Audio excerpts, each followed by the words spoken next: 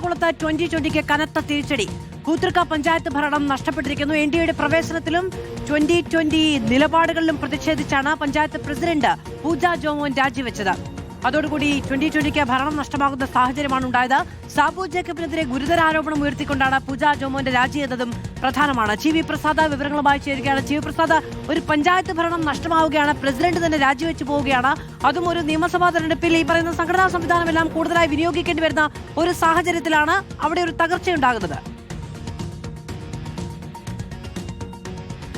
അത് തന്നെയാണ് മാധു. ഇതിൽ ഏറ്റവും പ്രധാനപ്പെട്ട മറ്റൊരു കാര്യമുള്ളത്, ഇതിൽ കൊന്നുകളയും എന്ന് പറയാത്ത രീതിയിലുള്ള ഒരു ഭീഷണിയാണ് സാബു എം ജേക്കബിന്റെ ഭാഗത്തുനിന്നുണ്ടായത് എന്നുള്ളതാണ്. നേരത്തെ ഉണ്ടായിരുന്ന പഞ്ചായത്ത് മെമ്പർക്ക് എന്ത് സംഭവിച്ചു എന്നുള്ളതാണ് അതിലെ പ്രധാനപ്പെട്ട ഒരു കാര്യം. അങ്ങനെയെങ്കിൽ നേരത്തെ മാധു സൂചിപ്പിച്ചതുപോലെ അങ്ങനെ ഒരു അന്വേഷണത്തിലേക്കും കാര്യങ്ങൾ പോകേണ്ടി വരും എന്നുള്ളതാണ്. അങ്ങനെ ഒരു പഞ്ചായത്ത് അംഗം അവിടെ നിന്ന് രാജിവെച്ചിരുന്നോ, ആ രാജിവെച്ച അംഗം ഏതെങ്കിലും രീതിയിൽ അപകടത്തിലോ മറ്റോ കൊല്ലപ്പെട്ടിരുന്നോ എന്നുള്ളത് ഇതിൽ ഏറ്റവും പ്രധാനപ്പെട്ട കാര്യമാണ്.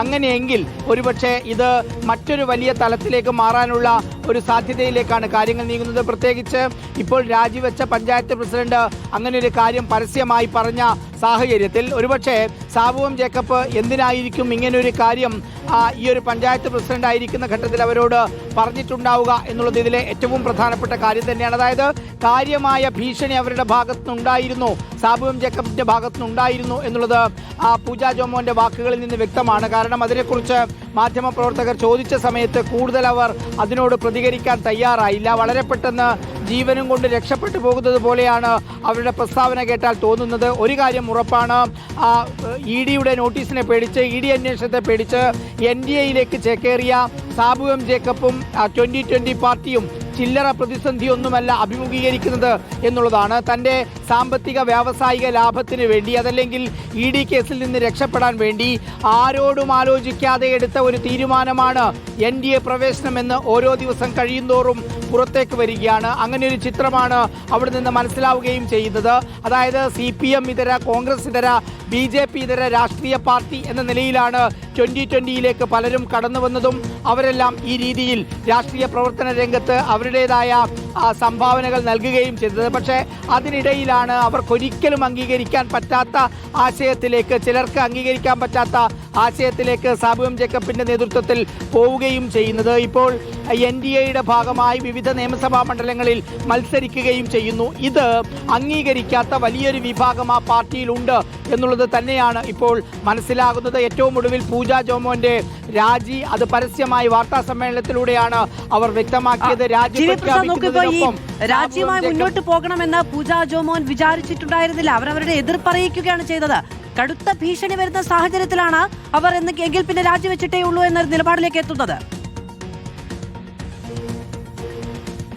അത് തന്നെയാണ് മാധു ഇതിൽ ഏറ്റവും പ്രധാനപ്പെട്ട കാര്യവും. എന്തുകൊണ്ടാണ് Sabu M Jacob panchayat president ആയിരുന്ന ഒരാളോട് ഇങ്ങനെയൊക്കെ സംസാരിച്ചത് എന്നതാണ്. ഇനിയിപ്പോൾ സംസാരിച്ചാൽ തന്നെ നമ്മൾ നേരത്തെ പറഞ്ഞതുപോലെ അങ്ങനെ ഒരു അനുഭവം മുമ്പ് ആർക്കെങ്കിലും ഉണ്ടായിരുന്നോ എന്നുള്ളത് വളരെ ഗൗരവമായി പോലീസ് പരിശോധിക്കേണ്ടതുമാണ്. ഇവരിപ്പോൾ ഇങ്ങനെ പരസ്യമായി പറഞ്ഞ സാഹചര്യത്തിൽ പോലീസിന്റെ സ്പെഷ്യൽ ബ്രാഞ്ച് ഉൾപ്പെടെയുള്ള സംവിധാനങ്ങൾ ഇപ്പോൾ തന്നെ ആ അന്വേഷണം തുടങ്ങിയിട്ടുമുണ്ടാകും. എന്തായാലും ഒരു കാര്യം ഉറപ്പാണ്, അവിടെ NDAയിൽ പോയതിന് പിന്നാലെ ഉയർത്തുന്ന രാഷ്ട്രീയ എതിർപ്പുകളെ ഈ രീതിയിൽ ഭീഷണിപ്പെടുത്തി മറികടക്കാനുള്ള ഒരു ശ്രമം അത് സാബു എം ജേക്കബിന്റെ ഭാഗമായി ഉണ്ടാകുന്നു എന്നുള്ളത് തന്നെയാണ് പൂജ ജോമോന്റെ രാജിയിലൂടെ വ്യക്തമാകുന്നത്.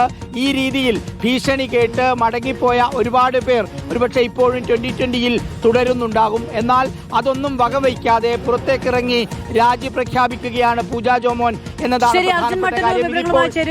ഇപ്പോ ഒരു തദ്ദേശ ഭരണം നഷ്ടമായിരിക്കുന്നു. ഇനിയിപ്പോ അവിടെയുള്ള ഒരു അംഗബലം എങ്ങനെയാണ്? ഇനി എങ്ങനെയായിരിക്കും പൂതൃക്ക പഞ്ചായത്തിലെ ഭരണം?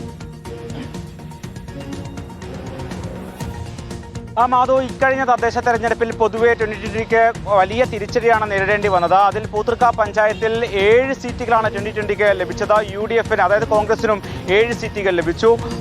LDFന് 2 സീറ്റുകളുമാണ് അവിടെ ഉണ്ടായിരുന്നത്. ആർക്കും ഭൂരിപക്ഷമില്ലാത്ത സാഹചര്യത്തിൽ അവിടെ നറുക്കെടുപ്പിലൂടെയാണ് പഞ്ചായത്തിന്റെ ഭരണസമിതിയെ തീരുമാനിച്ചത്. അതിൽ അങ്ങനെ നറുക്കെടുപ്പിലൂടെയാണ് അവിടെ 2020ക്ക് പഞ്ചായത്ത് പ്രസിഡന്റ് സ്ഥാനം ലഭിച്ചത്. അതേസമയം വൈസ് പ്രസിഡന്റ് സ്ഥാനം UDF-നും ലഭിച്ചു. ഇതോടുകൂടി ഇപ്പോൾ പൂജ ജോമോന്റെ രാജിയോടുകൂടി പഞ്ചായത്തിൽ 2020-യുടെ അംഗബലം അത് 7-ൽ നിന്ന് 6-ലേക്ക് ചുരുങ്ങിയിരിക്കുകയാണ്. സ്വാഭാവികമായും ഏറ്റവും വലിയ ഒറ്റക്കക്ഷിയായി അവിടെ കോൺഗ്രസ് അഥവാ UDF മാറുകയും ചെയ്യുന്നു. അങ്ങനെയെങ്കിൽ UDF-ന് അവിടെ ഭരണം ലഭിക്കുമെന്ന കാര്യം ഉറപ്പായിരിക്കുകയാണ്. സ്വാഭാവികം രാജിവെച്ചതിലൂടെ അവിടെ 2020-ക്ക് പൂതൃക്ക പഞ്ചായത്തിലെ ഭരണം നഷ്ടമാകുന്നു. ഇതാണ് ഏറ്റവും പ്രധാനപ്പെട്ട കാര്യം.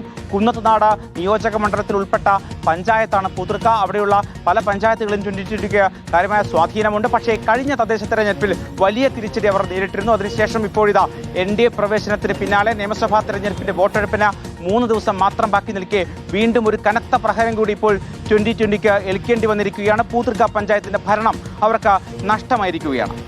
അർജുൻ മട്ടന്നൂരാണ് വിവരങ്ങൾ നൽകിയത്. പൂതൃക്ക പഞ്ചായത്ത് ഭരണം 2020-ക്ക് നഷ്ടമായിരിക്കുന്നു എന്നുള്ളതാണ് ഏറ്റവും പ്രധാനപ്പെട്ട കാര്യം. അതിനിടയിലാണ് രാജിവെച്ച പൂജ ജോമോൻ ഗുരുതരമായ ആരോപണവുമായി ഏറെക്കുറെ ഇല്ലാതാക്കും എന്ന തരത്തിലുള്ള ഭീഷണി മുന്നോട്ട് വെച്ചു സാബു ജേക്കബ് എന്നുള്ള ആരോപണവുമായി രംഗത്ത് വരികയും ചെയ്തത്.